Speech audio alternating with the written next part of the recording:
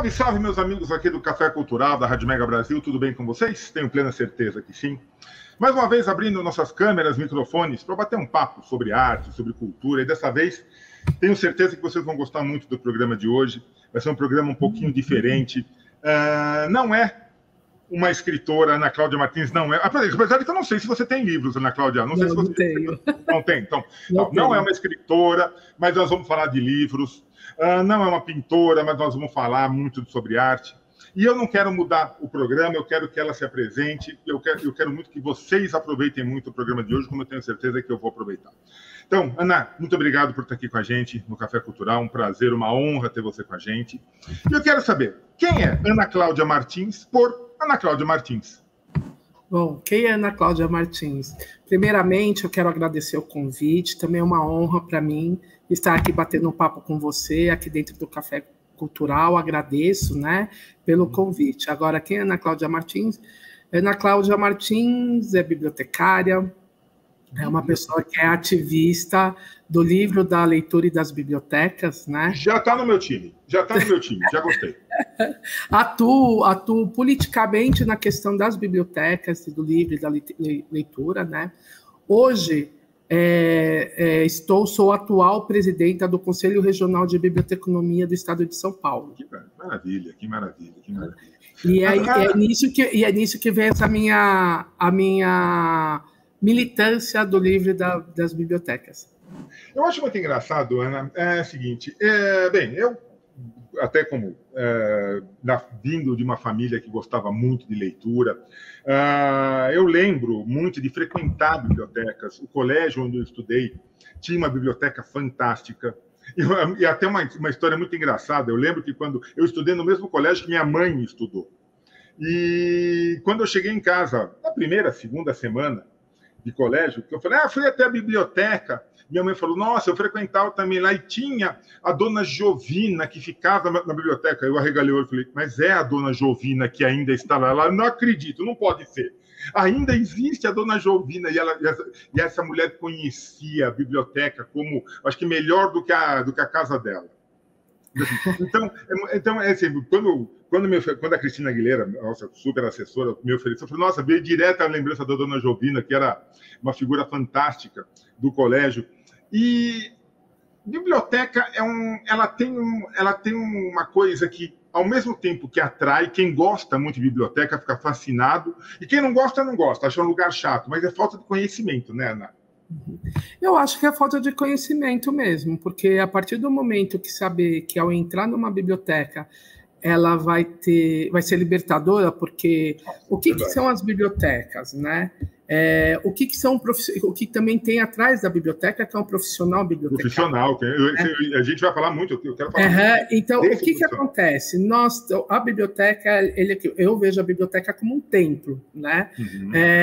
Enfim, onde nós, bibliotecários, tratamos a informação para essa informação ser disseminada e também preservamos a informação. Sim. E quem acessa a informação vai gerar o conhecimento. E quando nós temos conhecimento, isso se torna libertador, transformador. Então, as pessoas que não gostam de biblioteca ainda têm aquele estereótipo da senhorinha lá de coque, fazendo silêncio. Uhum. E as bibliotecas hoje é totalmente de formato diferente. Tem música, sim, tem rede, sabe? Rede que eu falo, rede para deitar mesmo. Rede para deitar, exato. Biblioteca não é mais um repositório de livros, simplesmente. Não, eu acho que é um local onde você deve frequentar, você deve usar aquele ambiente, um ambiente para ser aproveitado. Eu sempre achei que essa biblioteca, para mim, é um ambiente de convivência. Sim. Onde você convive com outras pessoas e você está respirando arte, respirando conhecimento, respirando informação. E isso que você falou, isso é libertador. Isso é você se descobre coisas novas. Uhum. Não, e assim, qual o papel? Eu acho que, além desse papel da informação, disseminar a informação para gerar o conhecimento, a biblioteca também tem esse papel acolhedor. Que nem você falou da dona que eu esqueci o nome. Dona Jovina.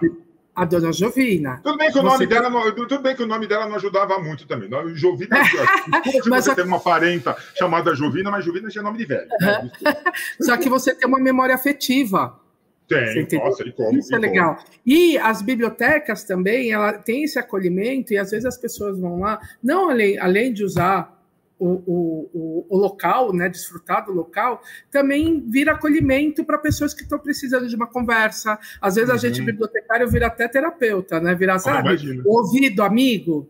Né? Acontece, tem de vários formatos, né? Então, desde biblioteca pública, biblioteca escolar, biblioteca especializada, biblioteca empresarial, né? Sim, importantíssimo. E as empresas tenham isso, né?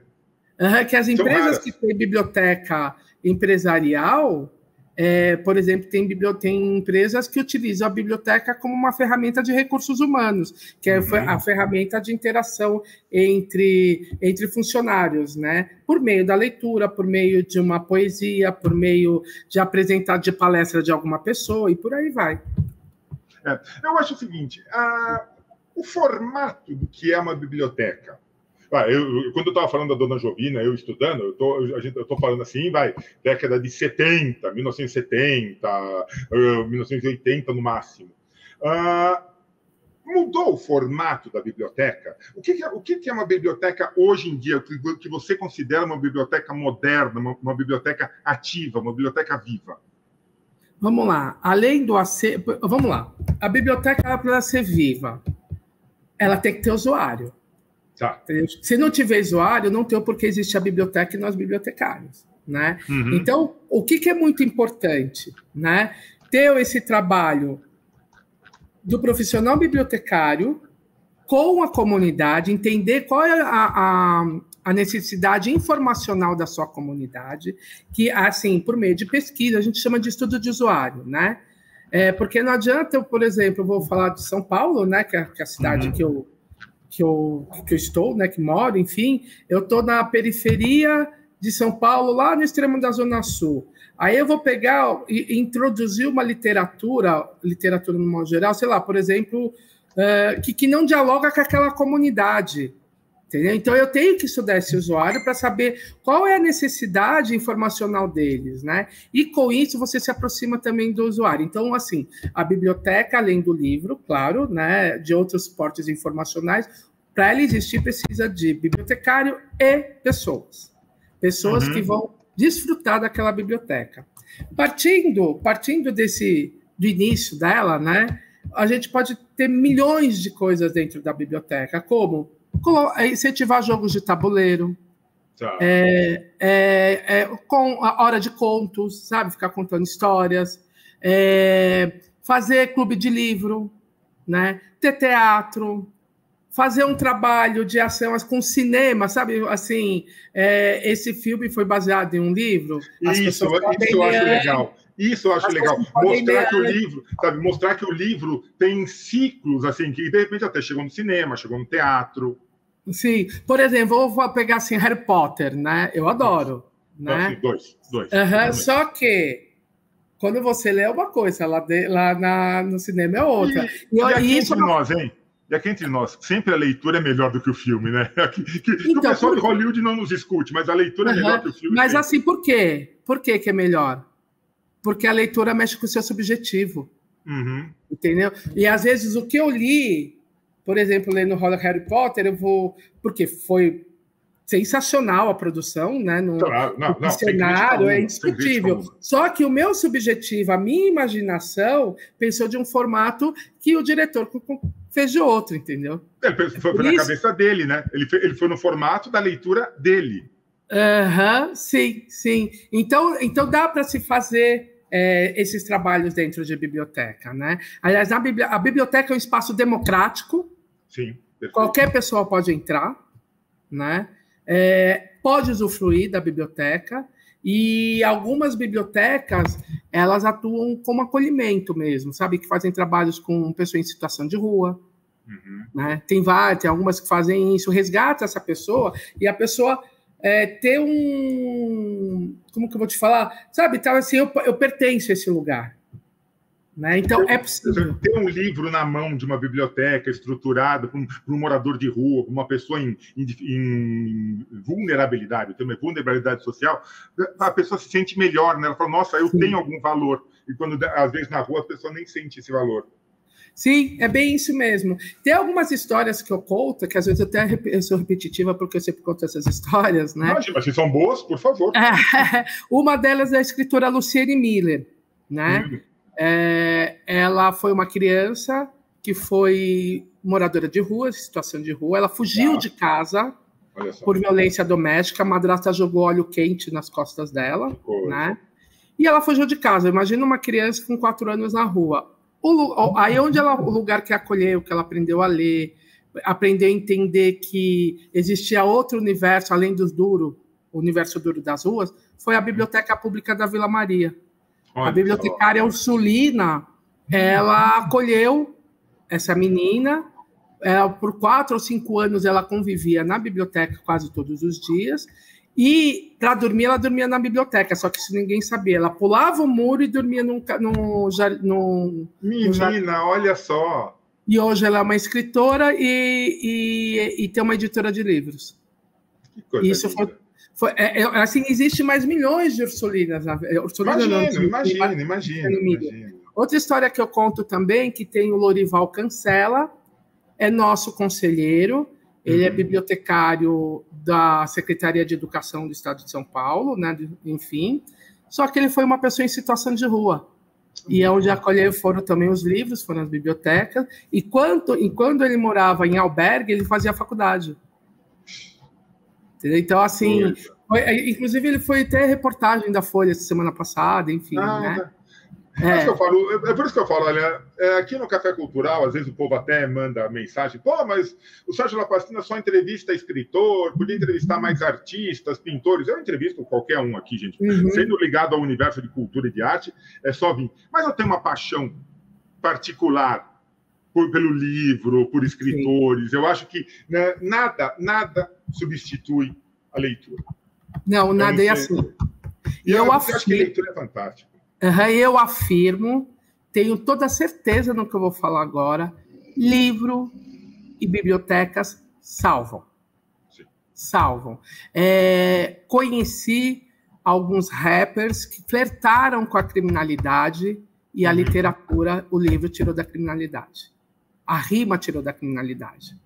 Né? Que é mais o trabalho incrível que o poeta Sérgio faz lá na Cooperifa, né? Que põe a comunidade toda para criar poesia, para recitar poesia, e aí é a coisa mais linda. Eu já fui no sarau de lá, da Cooperifa, aí eu vi desde uma criança que ela tinha algum tipo de atrofia, a mãozinha dela ficava assim, ela virava o livro assim, recitando, não teve uma pessoa que não chorou naquele lugar. Imagina. E depois a dona Edith, é Judite ou Edith? Acho que é Edith. Tá. Ela, aos 60 anos, ela escreveu o primeiro livro dela de poesias, e ela é uma senhora cega. Tem problema de visão. Entendeu? Então, assim, é transformador isso. E ela sabe? Então, é nisso que eu acredito muito. Acredito não, tenho certeza do poder transformador da biblioteca e dos livros. Verdade. Ana, conta um pouquinho para a gente que as pessoas têm uma visão da biblioteca do externo. Biblioteca, aquele lugar organizado, que tem que estar sempre organizado. Isso não se acha. A bibliotecária ou o bibliotecário ali que tem o conhecimento. Mas, internamente, o outro lado, por trás de tudo isso, como que é a movimentação para uma biblioteca estar sempre como a gente vê ela? Muita luta, começando por aí, tá? Porque sempre tem um ou outro que, no geral, desqualifica, assim, a biblioteca fica para um puxadinho, sabe? A biblioteca fica... Eles não dão o valor devido que tem a biblioteca, né? Então, vamos lá. Assim, existe um trabalho técnico, porque, assim, para você encontrar informação, existe um trabalho de tratamento da informação, isso é um trabalho técnico. Né? Que só nós, bibliotecários, que fazemos. Né?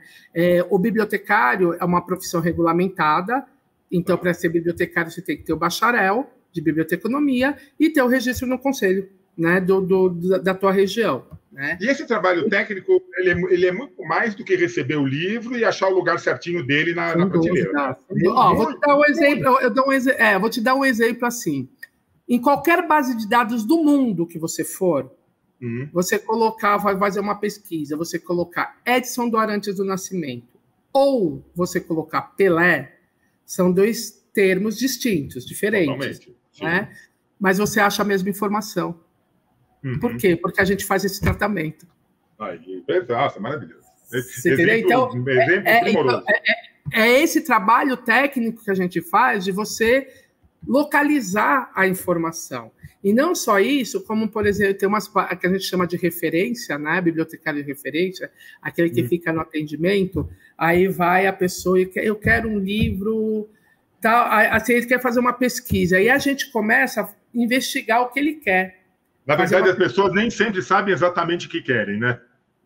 Por exemplo, eu quero fazer um trabalho sobre cabelo, mas você quer o quê? Moda, química, aí você começa a... Você tem que entender então, assim, a necessidade da pessoa. E, na verdade, a gente aprende também com o usuário, né? É uma delícia isso, né? Então, esse trabalho que a gente faz, o tratamento da informação, quando chega o usuário, a gente entender qual é a necessidade dele, para a gente poder buscar informação, ajudá-lo e também mostrar para ele como se busca uma informação. Aí, o que você faz? Você ajudando e explicando, vamos dizer assim, um treinamento, vamos dizer, para o usuário, você explicando para ele como você chega na informação, os formatos, os formatos de busca e tudo mais, né? Você vai ensinando uma pessoa a ter um senso crítico. Na hora que ele está lendo, ele está tendo um senso crítico do que ele está lendo, porque tem muitas pessoas que hoje leem e não interpretam o que está lendo. Né? O famoso analfabeto funcional, né? Sabe ler, sabe escrever, mas não sabe entender o que está lendo. Sim, sim. Então, isso as bibliotecas ajudam bastante, né? E aí eu falo assim, que aí eu falando como presidenta, quando eu vou conversar com prefeitos, com deputados ou vereadores e tal... Essa parte é triste. Não, nem todos, né? Nem todos. Mas sabe o que eu gosto? Pelo seguinte: primeiro, assim, a causa da biblioteca é simpática a todos. Então não é muito difícil, mas assim. Mas a gente tem que gastar um bom latim para poder convencê-los. É famoso assim, é simpática a todos, mas eu fico imaginando que na hora H lá de assinar o cheque, não, mas acho que o mais importante é o hospital. Não que o hospital não seja importante. Sim. Mas, como nós falamos até agora aqui, biblioteca é terapia, ou seja, não vou dizer que é tão ou mais ou menos, é importante investir em biblioteca. Mas olha, vamos lá, a biblioteca ela pode funcionar como na questão da informação, como questão ambiental, alimentar, você entendeu? Tem assim, por isso que eu falo, assim, é um leque infinito de atuação. Você não precisa deixar de investir em saúde, por exemplo, para investir em biblioteca. Não, se o senhor prefeito quer construir um hospital, construa. Põe uma biblioteca dentro do hospital. Isso é perfeito. Isso é perfeito. Por exemplo, sobre saúde, também sobre saúde. Por exemplo, a segurança. Se você investir em biblioteca, no futuro, você não vai precisar investir em segurança. Exato. Entendeu? Porque as pessoas vão... Porque, assim... Eu conheço algumas pessoas que fazem trabalho com leitura dentro de presídios. Né? Então, tem, assim... E está ajudando muito essas pessoas, esses detentos, que eles também têm... Lógico que tem pessoas que são bichos, que são ruins, existem. Mas tem muitas pessoas que estão lá dentro também, porque a conjuntura social fez com que ele tivesse, principalmente o povo preto. Você entendeu? É que a conjuntura social fez aquela pessoa estar ali. Né? Então, a gente tem cenários que a gente precisa ler esse cenário. Né? E dentro dessas histórias que eu conheço dentro de leitura, dentro de presídios, para os detentos, é libertador. Que eles falam assim, antes, eles falam assim, quando eu estava lá fora, eu estava preso. Hoje eu estou livre, eu estou ficando livre porque estou lendo. Né? Então, isso eu acho muito... Eu ouvi essa história, achei muito importante. Maravilhosa, sim. Eu escutei isso também. né? E é significativo isso. Então, assim, o papel que a leitura, as bibliotecas têm, ela é fundamental na construção social, intelectual, cultural e de cidadania de uma população. E essas falas que eu tenho com os políticos, né? Tá. E, assim, vamos lá, eu tenho mais de 20 anos de profissão e eu nunca ouvi falar tanto no meio político como a gente está ouvindo agora falar de bibliotecas. Verdade, menina, que coisa boa, que notícia boa. Pelo seguinte, existe... primeiro, assim, a gente tem algumas legislações, né?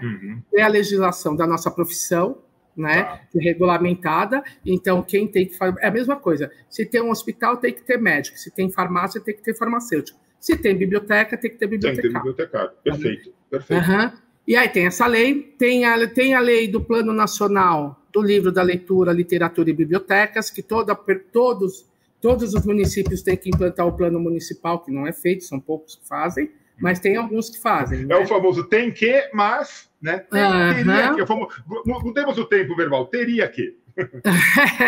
E aí e também tem essa lei que foi sancionada em 2010, a lei da universalização das bibliotecas escolares, a lei 12.244. Eu queria te perguntar, bem interessante. Que determina que toda escola tem que ter biblioteca, né? Então, e isso não acontece. Isso já tem... foi em 2010, então estamos há 14 anos, né? Para isso acontecer, desculpa te interromper, para isso acontecer, claro, precisa de duas coisas.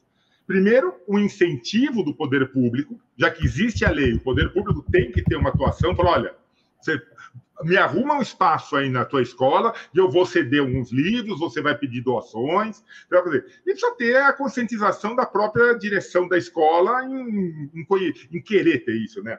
Não, prefiro ter uma salinha de música do que biblioteca. As duas coisas só que tem o seguinte, é lei.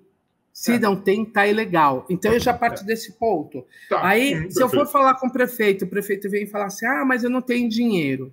Falei, tem sim. Não tenho. Eu falei, tem sim, existe o Fundeb, que é o fundo, desculpa, não vou saber... mas é um fundo que gera recursos para esse tipo de ações.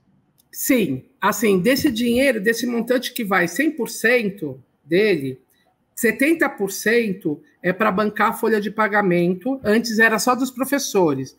Aí o novo Fundeb, que foi feito agora 2022, 2023, determina que são os profissionais de educação básica, então o bibliotecário está incluso nisso. Tá.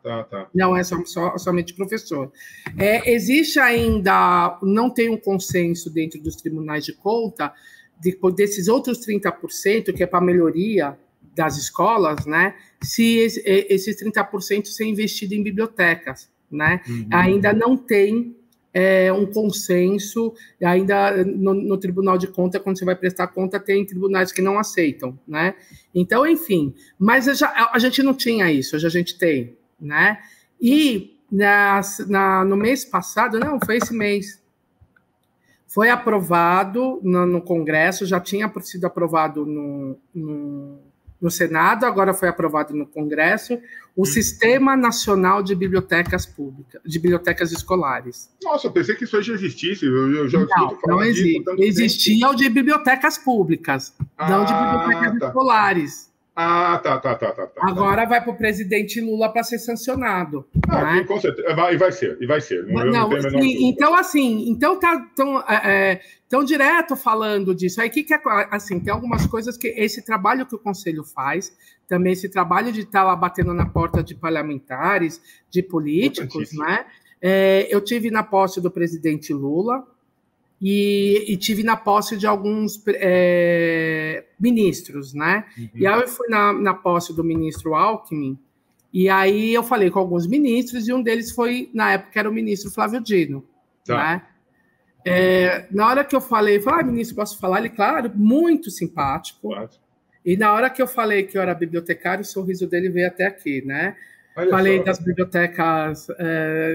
Aí eu falei a atuação da biblioteca, combate a fake news, a Lei 12.244 e a omissão do Ministério Público em relação à lei, né? Ele, vamos conversar, então, só que a gente nunca mais conversou.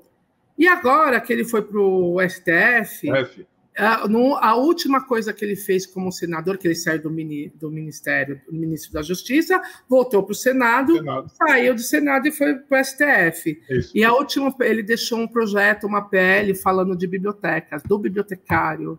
Olha só. Enfim, eu falando da fake news, falando da importância da biblioteca junto com o bibliotecário.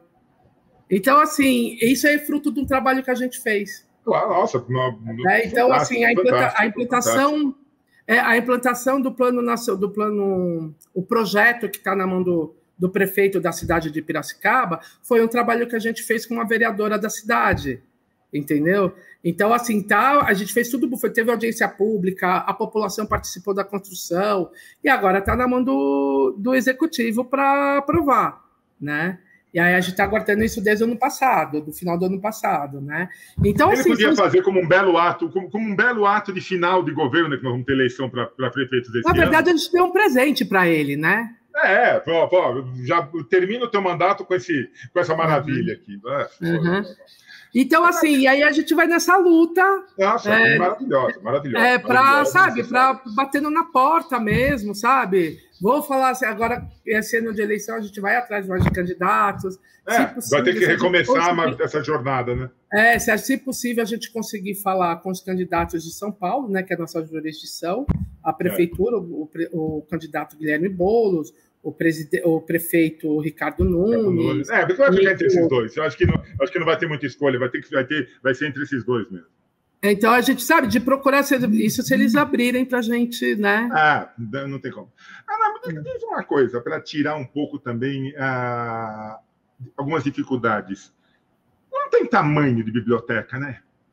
Não tem tamanho, não precisa ser uma coisa gigantesca. De repente, eu acho que pode começar com um espaço até pequeno, pode começar, sabe, bem organizado, bem estruturado, com uma inteligência, sabendo que tipo de obras vai ter lá para o determinado público que vai frequentar aquele local. Tudo depende do seu público. Tudo depende do seu público. Se eu for construir algo, eu tenho que construir relacionado para interagir com o meu público. Mas pode começar pequeno, né? Eu acho que pode ser bonitinho. Pode ser uma mas, coisa, na verdade, a biblioteca, mesmo que seja um espaço pequeno, que eu digo de arquitetura, né? Ela sempre vai ser grande, né? Não. Em termos o coração da biblioteca vai sempre ser gigantesco. E assim... Se ela tiver um livro, vai ser gigante. É verdade. Então, assim... E a aproximação da população com a biblioteca, isso é fundamental. E a população participa. Eu tenho certeza que se o poder público der o pontapé inicial, e aí tendo o trabalho da bibliotecária, do bibliotecário, em comunicar, em envolver a sociedade, todo mundo tem 2, 3, uma meia dúzia de livros em casa que podem ser doados para a biblioteca. Porque o livro não está parado.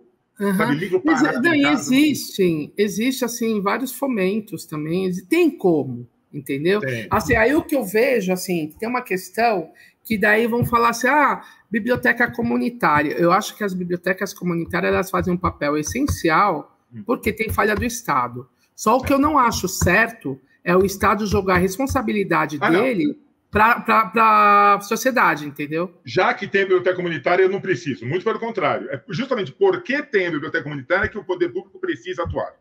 Sim. Então, é nisso que a gente... assim, de novo, que nem tem essa vontade do presidente Lula de colocar bibliotecas nos espaços de moradia popular, né? Mas quais são os critérios? Como vão ser colocados? De novo, vai ser para a sociedade administrar isso? Vai depender da Dona Maria, que é a líder comunitária, que já faz milhões de coisas, também ter mais isso. Ou então, vai isso porque eu acho a ideia, inclusive, eu tive essa ideia quando eu sou prestadora de serviço na área, né? Tinha um cliente tem um cliente que é de uma construtora de moradia popular, e eu vejo os projetos, né? Com acessibilidade, com comércio, não sei o que, tudo dentro do complexo do habitacional. Eu falei, por que vocês não fazem uma biblioteca? Aí tem que ter uma articulação junto com o prefeito da região, porque a prefeitura tem que manter isso, né?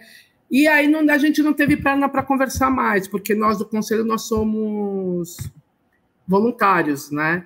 Então, então assim, a gente não teve perna para tocar isso, né?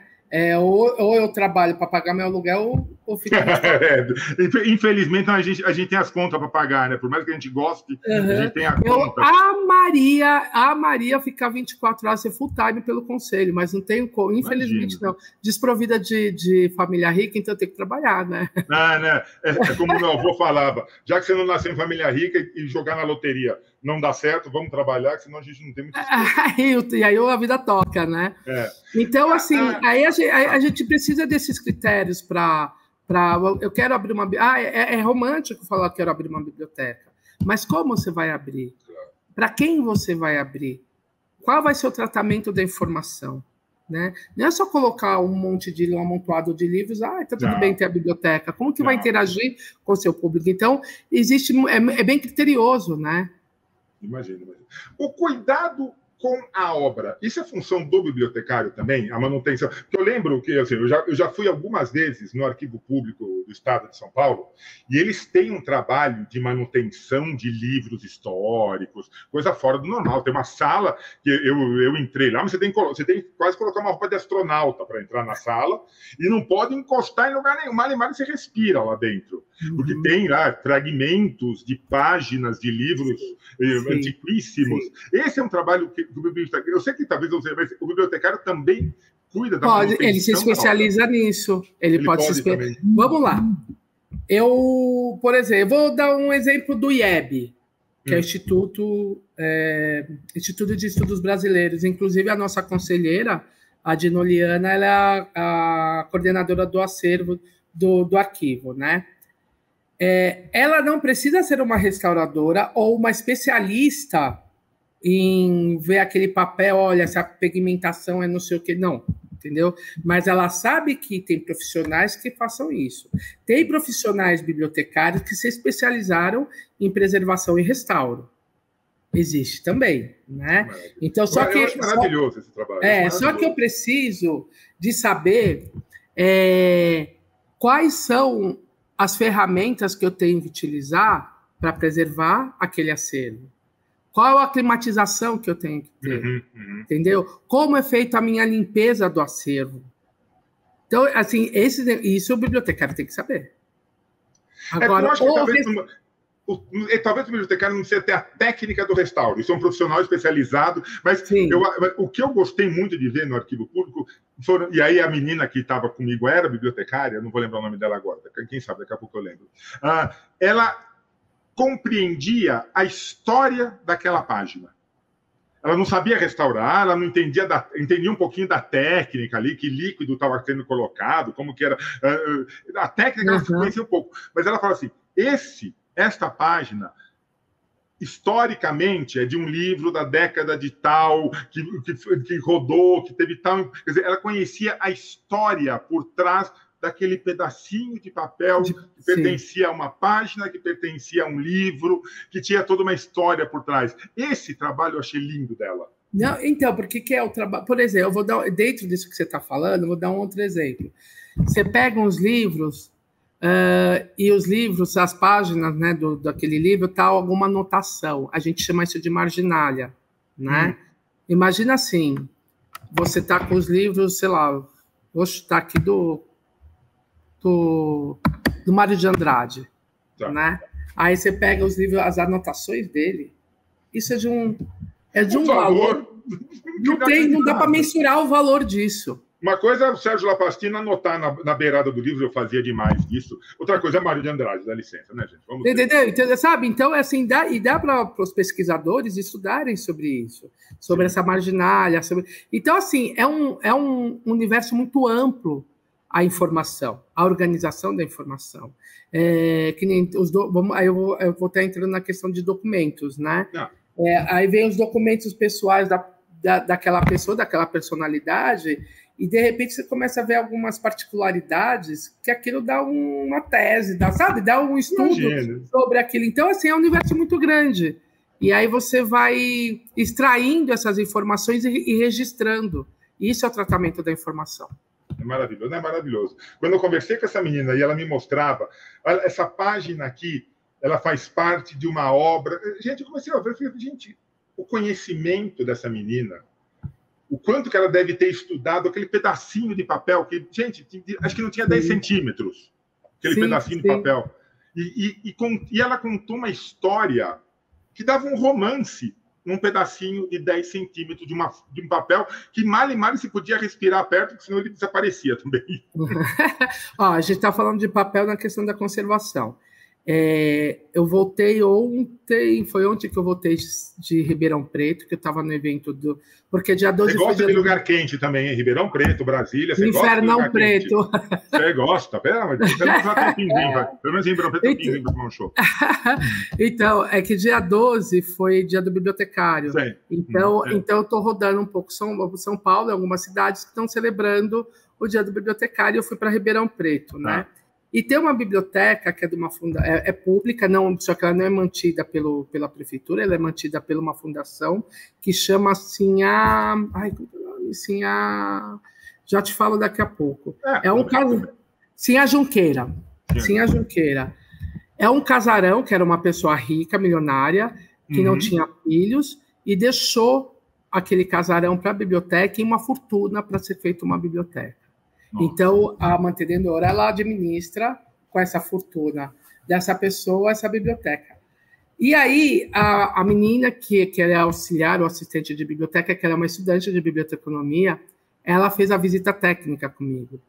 E ela foi me explicando, você está falando da pessoa que falou do papel, ela falou do mobiliário, das obras de artes da casa, sabe, do restauro que teve. Não sei, ela veio trazer a história inteira da casa, o porquê da casa, quem que era essa Assacinha Junqueira, o marido dela, enfim. E ela trouxe com cobra também, ela estudou, ela se debruçou. É muito bonito isso, né, Ana? É muito bonito isso. Muito legal. E aquela biblioteca é uma biblioteca assim, faz um trabalho, eles têm, em média, por dia, 700 pessoas visitam a biblioteca. Nossa, show. Então, é possível. Tá? Quando eu falo assim, o jovem não lê. Quando eu falo, o jovem não lê. Aí eu virei e falei assim, bom, o jovem não lê, na última Bienal que teve, a primeira pós-pandemia, foram 620 mil pessoas que visitaram em 9 dias a Bienal. Né, que ano passado foram 9 dias. Falei, bom, se mais de 500 mil de pessoas participaram da Bienal e a grande maioria estudantes, jovens, o jovem não lê? Desculpa. O que precisa é incentivo. O que não pode é largar o jovem ao seu bel prazer. Ele precisa ser estimulado, ele precisa ser incentivado, ele precisa saber que ler vai fazer diferença na vida dele. Porque eu acho que é um bichinho. Picou. Esquece. Não tem, é um caminho sem volta. Nunca mais. Ana, olha o tempo, já estamos aqui, já estourei o meu programa, não tem mais detalhe. Ana, eu quero 2 coisas. Antes de mais nada, te dar os parabéns. Não somente pelo Dia do Bibliotecário, mas pelo teu trabalho, pelo esse teu esforço em divulgar essa arte da biblioteconomia. A arte e o local da biblioteca, essa pintura que é uma biblioteca. Continue, não pare. Tenha o Café Cultural aberto a hora que você quiser, você, a sua equipe, essas histórias que você encontra, quiser indicar para que venham aqui, para que a gente converse, para que a gente não perca esse tema, para que a gente não deixe de falar sobre isso. Tenha, por favor, o Café Cultural aberto a hora que você quiser e precisar para voltar e a gente falar desse assunto. Volto sim, volto com o maior prazer. Para terminar, eu quero saber o seguinte: aonde que as pessoas encontram Ana Cláudia Martins, informações sobre o teu trabalho, sobre a questão da biblioteca? Dá os teus contatos, dá o serviço, por favor.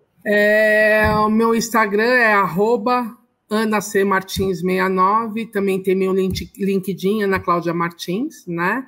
Facebook tá Ana Martins. Me procurar e também pode me procurar pelo Conselho também, né? No Conselho Regional de Biblioteconomia do Estado de São Paulo. Pode me procurar por lá. E aí também lá vai ter informações, quem quiser conhecer um pouco mais, quem quiser entender sobre biblioteca, eu acho que vale a pena. Gente, informação, conhecimento, gera ação ação gera mudanças, mudanças geram melhorias na sociedade. O que a gente precisa... É bem isso mesmo. Sabe?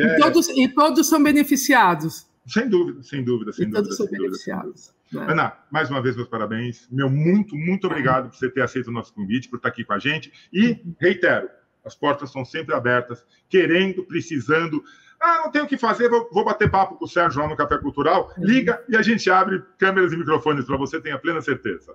Não, obrigada, eu agradeço muito o convite. Eu acho importante esses diálogos para distanciar um pouco a distância, diminuir a distância entre a biblioteca, a biblioteconomia e a sociedade, e principalmente para as pessoas entenderem que existem leis, como a 12.244, que toda escola tem que ter biblioteca, e se não tem, a lei não está sendo cumprida. Então, pais, mães, tios, avós, pode perguntar para o diretor, cadê a biblioteca do meu neto, do meu filho? Enfim. Tem que ter, exatamente. Agora, só por favor, vamos colocar umas bibliotecárias com um nome mais fácil, porque a dona Jovina, a dona Ursulina, a outra que você falou, como é que chamava também? Ursulina mesmo. Não, mas teve mais um nome que você citou, que é até do conselho também. Dina, não. Não foi. Foi um outro nome também. Vamos, gente, por favor, vamos pegar uns nomes mais calmos para a biblioteca. Por favor, dá cada uma, viu? Só vocês. Amiga, um grande beijo, meu muito obrigado. Espero você de volta aqui. Grande abraço. É só chamar que eu volto. Valeu. Tchau, obrigada. E você que assistiu mais essa edição do Café Cultural, meu forte abraço. A gente volta logo com mais um bate-papo tão gostoso como esse tem agora. Tchau, Ana. Obrigado. Tchau.